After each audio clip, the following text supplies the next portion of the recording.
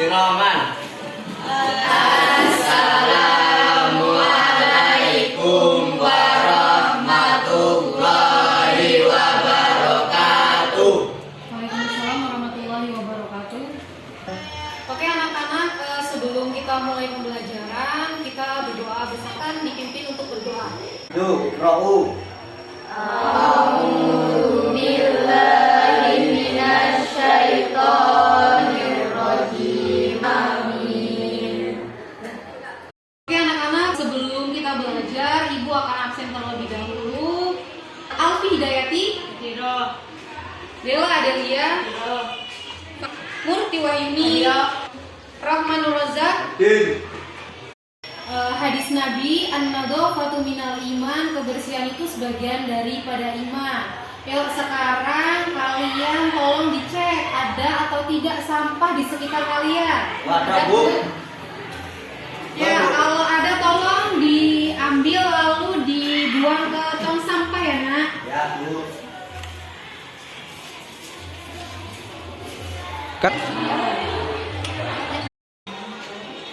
Gimana kabarnya kalian anak-anak? Alhamdulillah kalau kalian sehat. Oh ya, sebelum kita masuk ke materi yang hari ini, masih ada yang ingat nggak kemarin kita yang minggu lalu itu materi apa? Ada bertamu. Ya, ada bertamu. Jadi ketika kita bertamu, beberapa rambu-rambu yang harus kita perhatikan. Masih ingat atau tidak? Ayo, apa aja sih rambu-rambunya? Ayo angkat tangan. Ketika bertamu mengucapkan salam. Ya, pintar Alfi. Terus selanjutnya siapa? Ya, Fajar, silakan. Ketika tamunya perempuan dan di dalam rumah hanya ada satu laki-laki tidak boleh.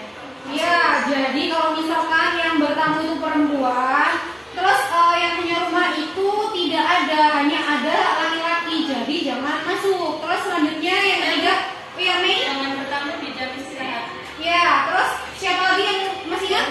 Ya, Dewa. Jika bertamu menginap tidak boleh lebih dari 3 hari. Ya, benar. Nah, sebelum kita masuk ke materi, mari kita sama-sama menyanyikan lagu kebangsaan. Ibu mohon kalian berdiri semua, mari kita menyanyi.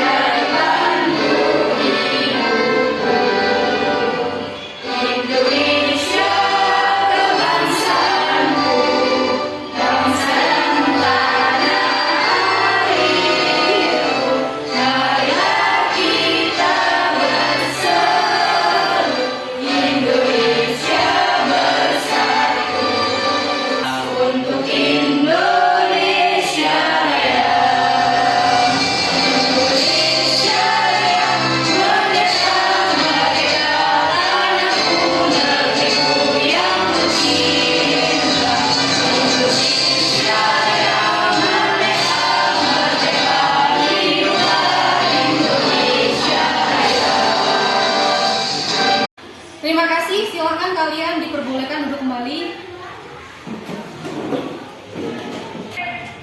Baik anak-anak, kita langsung masuk ke materi hari ini. Silakan kalian perhatikan layar yang ada di depan. Sebelum masuk ke materi, kalian akan saya perlihatkan tujuan dari pembelajaran atau kompetensi dasar dari materi akhlak terpuji. Ya, yang pertama apa nih? Nak coba dibaca. Menganalisis apa? Yang kedua, menyajikan hasil analisis tentang adab dan manfaat pakaian berhias perjalanan. Ya, untuk indikator pembelajarannya kalian diharapkan mampu mengidentifikasi, mengkritisi tentang bentuk-bentuk adab berpakaian, berhias, dan perjalanan. Kemudian kalian diharapkan mampu merumuskan hasil analisis tentang adab dan manfaat berpakaian, berhias, dan perjalanan. Yuk, sebelum masuk ke materi lagi, Ibu akan memperlihatkan peta konsep dari materi hari ini. Kita lihat sama-sama peta konsep. Yang pertama apa? Berpakaian. Berpakaian. Terus itu meliputi apa aja? Menutup Aurat. tidak tidak transparan. Selanjutnya berdoa tidak memakai dalam pakaian. Selanjutnya tidak menyerupai pakaian yang dipakai lawan jenis. Nah, yang kedua ada Hias. yaitu meliputi apa aja? Tidak harus al-jahiliyah. Selanjutnya berhias untuk selanjutnya tidak boleh berhias berhias muslim. Lalu alat terpuji yang ketiga apa? Ada perjalanan. Meliputi apa aja nak? Perjalanan ibadah. Terus berdoa tidak dibatalkan dalam perjalanan dan ketika sampai tujuan. Nah, yang terakhir diperbolehkan menjamak dan menguasai sholawat. Lanjut. Yang pertama tadi kan yaitu ada berpakaian. Nih, Ibu akan tampilkan tentang pengertian dari adab berpakaian. Nih, di dalam Al-Quran itu ada 3 istilah ya nak. Apa ini? Untuk pakaian, yaitu yang pertama apa? Libas. Yang kedua? Siap. Yang ketiga? Sarobil. Yuk kita lihat bareng-bareng. Untuk yang pertama, yuk dibaca bareng-bareng apa? Libas. Pada jawabannya berarti bentuk. Hal ini cocok untuk sesuai dengan fungsi pakaian yaitu sebagai penutup. Terus yang kedua, pakaian dinamai siap karena ide dasarnya adalah bahan-bahan pakaian untuk dipakai. Terus yang ketiga, sarobi artinya apa? Pakaian dalam artian apa? Dalil tentang berpakaian yaitu pada Quran surat ayat 20. Ya, yang ibu bacakan dulu ya. Bismillahirrahmanirrahim. Fawaswasa lahum asy-syaitanu liyubdiyalahuma ma wuriya anhuma min sawatihima wa qala ma nahakuma rabbukuma an hadhihi asy-syajarati illa an takuna malakaini aw takuna minal khalidin. Yuk, artinya apa yuk? Maka setan membisikkan pikiran kepada keduanya untuk menampakkan kepada keduanya apa yang Tertutup dari mereka yaitu auratnya, dan setan berkata, Tuhan, kamu tidak melarangmu dengan mendekati pohon ini, melainkan supaya kamu berdua tidak menjadi malaikat atau tidak menjadi orang-orang yang kekal dalam surga. Jadi aku akan jelaskan nih maksudnya gini. Jadi dulu manusia pertama siapa? Nabi Adam dan Hawa itu kan tinggal di surga. Lalu digoda oleh setan atau iblis untuk memakan apa? Buah budi. Lalu padahal Allah sudah memperingatkan bahwa Nabi Adam sama Hawa itu tidak boleh mendekati pohon kuldi apalagi memakannya. Lalu atas godaan setan mereka memakan. Lalu seketika itu pakaiannya terbuka kan? Terbuka. Nah, jadi intinya itu yang tanda setan ada itu yaitu dengan terbukanya aurat atau pakaian. Jadi kita manusia ini disuruh untuk menutup aurat. Lalu lanjut. Fungsi pakaian yang pertama sebagai apa? Penutup aurat. Ya, penutup aurat. Nih, pakaian kita ini kita fungsikan untuk menutup aurat. Untuk aurat, ada yang tahu nggak sih aurat laki-laki nih, Razak? Aurat laki-laki apa? Aurat laki-laki dari pusar sampai lutut. Ya, dari pusat sampai lutut. Terus untuk aurat perempuan, Murti tahu? Tidak. Alfi? Tubuh? Ya, kecuali muka dan telapak tangan. Ya, benar. Beri aplaus untuk kita semua.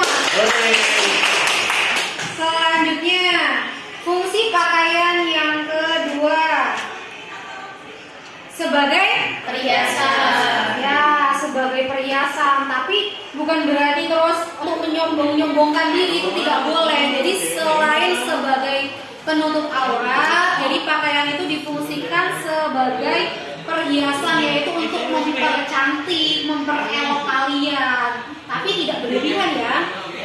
Selanjutnya, fungsi pakaian yang ketiga apa nak? Menunjuk identitas. Ya, penunjuk identitas. Kita ini orang muslim. Jadi kita juga tidak boleh ya menggunakan pakaian yang ada simbol-simbol agama lain. Misalkan apa nih? Ada yang tahu? Gereja, bukan gereja itu loh, salib. Nah, biasanya salib ya nak. Kan orang non muslim biasanya pakai kalung salib, ya itu nggak apa-apa. Tapi kalau kita sebagai orang Islam terus menggunakan pakaian misalkan bergambar salib, itu tidak boleh. Ya, jadi pakaian itu mencerminkan identitas kita sebagai orang muslim, yaitu apa identitas kita? Kita yang perempuan berhijab, menggunakan pakaian tidak tidak transparan. Nih, identitas nih, pakai peci, itu juga identitas. Selanjutnya, membiasakan adab berpakaian. Ini yang pertama apa? Disunahkan memakai pakaian yang bersih, rapi, pantas, dan bersih. Kalau misalnya kita pakai pakaian nggak bersih, ya kita juga apa ya? Bau. Selain itu juga nih, kita muslim itu pakaian juga kita gunakan untuk sholat. Jadi kalau pakaian itu nggak bersih, terus najis, itu kan berarti menghalangi kita untuk sholat atau tidak sah sholatnya. Selain itu juga kita harus serasi. Masa iya kita gunakan pakaian nggak serasi? Misalkan jilbabnya merah, nanti bajunya kuning, aduh kayak mana kan? Jadi harus serasi. Terus selanjutnya apa? Berpakaian tidak hanya sekedar menutup aurat, tetapi juga jangan ketat dan transparan. Ya, berpakaian tidak hanya sekedar menutup aurat, tetapi juga tidak ketat dan transparan nih. Yang paling ibu mau kasih contoh nih. Reni, nih pakaiannya nggak ketat kan ya? Ya, nggak ketat. Terus jilbabnya juga pendek, menutupi dada. Nah, ini juga sebagaimana fungsi dari pakaian, yaitu nih berpakaian tidak hanya sekedar menutup aurat, tetapi juga nggak ketat dan juga nggak transparan. Reni pakaiannya transparan nggak? Nah, jadi kita kalau menggunakan pakaian harus seperti ini, nggak boleh ketat juga nggak boleh transparan. Ya, terima kasih Reni, silakan duduk. Untuk selanjutnya apa nak? Pakaian laki-laki tidak boleh menyerupai pakaian perempuan atau sebaliknya.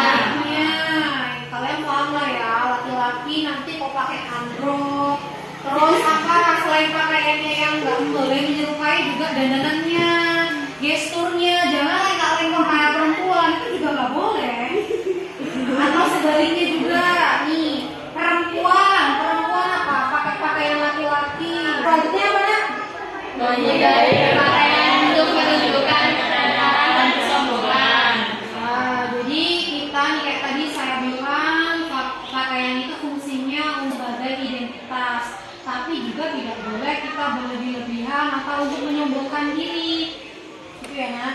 Selanjutnya, Disunahkan berdoa ketika memakai dan melepas pakaian. ya disunahkan berdoa ketika memakai dan melepas pakaian. Selanjutnya, Tidak berpakaian yang bergambar makhluk hidup atau ada simbol agama non-muslim. nah terus selanjutnya, Mendahulukan bagian kanan pada saat berpakaian. ya jadi kalau kita mau menggunakan pakaian diawali dengan apa yang kanan ya, dari kanan dulu makanya baru ya Kiri. yang terakhir. Disunahkan memakai pakaian yang berwarna putih. Ya, itu sunnah dari agama kita, yaitu disunahkan menggunakan pakaian yang warna putih. Tapi bukan berarti tidak boleh menggunakan pakaian selain putih ya. Ini kesunahan, jadi mendapatkan pahala. Lanjut. Nah, yang kedua, kelihatan nggak? Ada berhias. Berhias dalam bahasa Arab disebut dengan kata apa? Tazayyana ya tazayyanu.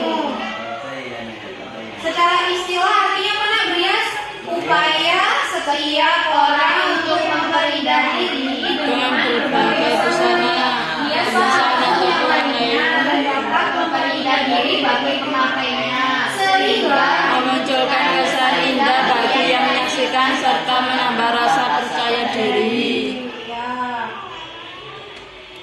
Jadi ini pada kita berikan dengan akhlak terpuji, yang mana apa perbuatan yang diperbolehkan bahkan dianjurkan selama tidak bertentangan dengan Agama.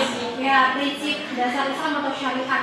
Selanjutnya dalil tentang adab berhias. Jadi dalilnya itu ada dua ya. Yang pertama firman Allah Quran surat Al-A'raf ayat 31. Yang kedua yaitu hadis Nabi. Yuk kita baca bareng-bareng hadis Nabinya yuk. Bismillah. Bismillahirrahmanirrahim. Innallaha jamilun yuhibbul jamal. Artinya sesungguhnya Allah itu indah dan menyukai keindahan.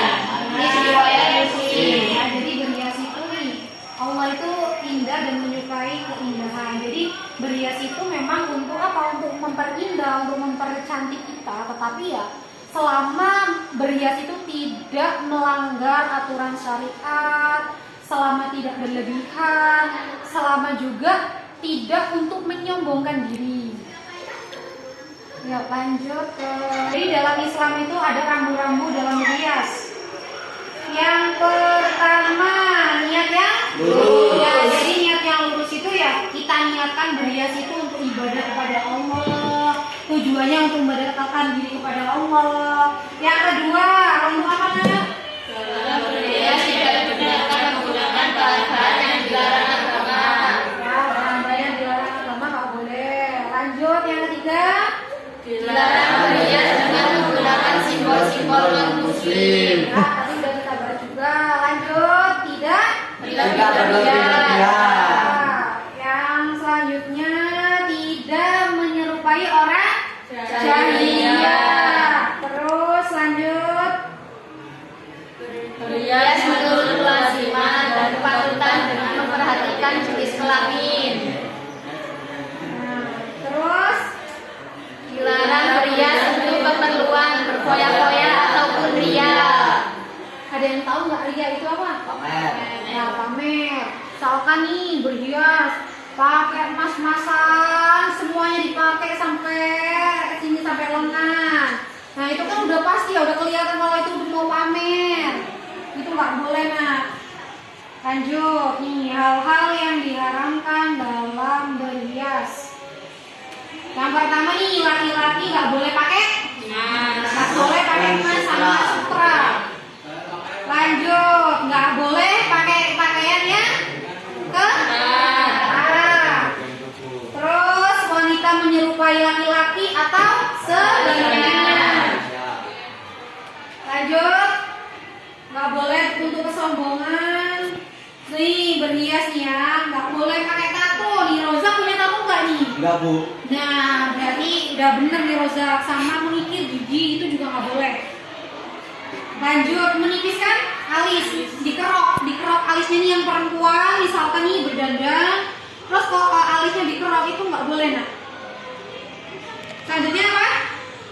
Menyambung rambut. Ya, menyambung rambut nih ya. Ya kita alhamdulillah pakai hijab semua ya. Jadi walaupun kita pakai hijab nih kita punya rambut ya. Jadi rambut itu nggak boleh disambung. Lanjut. Ada perjalanan. Pengertian ada perjalanan nih. Perjalanan itu di dalam Islam itu biasa dikatakan safar. Safar itu apa sih? Yaitu perjalanan. Nah, kalau secara istilah, safar itu apa? Perjalanan diartikan sebagai suatu aktivitas untuk keluar atau meninggalkan rumah. Ya, baik mau berjalan kaki atau dengan Kendaraan. dengan maksud maksud dan tujuan tertentu. Itu adalah pengertian dari perjalanan. Nah, lanjut. Nah, jadi nih ketika kita nih sebelum berangkat melakukan perjalanan atau ketika kita di perjalanan, kita itu di dalam Islam itu dianjurkan untuk berdoa. Ya, berdoa nih. Untuk doa sebelum berangkat itu yuk coba kita baca bareng-bareng yuk. Bismillahirrahmanirrahim. Bismillahirrahmanirrahim.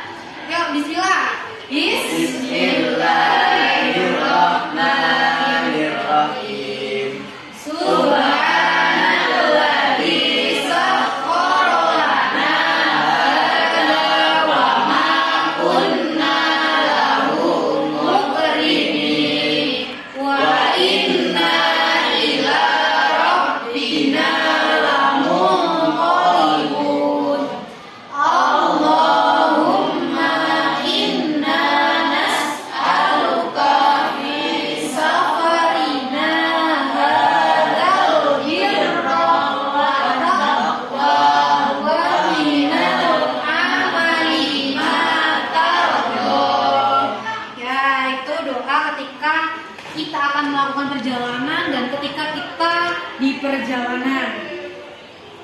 Lanjut ke ketika kita mau melakukan perjalanan, kita harus berdoa, dianjurkan. Lalu ketika kita di perjalanan juga, misalkan kita menggunakan kendaraan mobil, ketika kita akan melakukan perjalanan nih, misalkan saya contohkan Rozak nih mau melakukan perjalanan ke Jawa. Jadi pas selama di perjalanan nih, supaya kita dilindungi oleh Allah, supaya selamat sampai tujuan, maka kita dianjurkan untuk berdoa. Tadi doanya sudah kita baca bersama-sama. Lalu ketika kita sampai di perjalanan, ada juga doanya.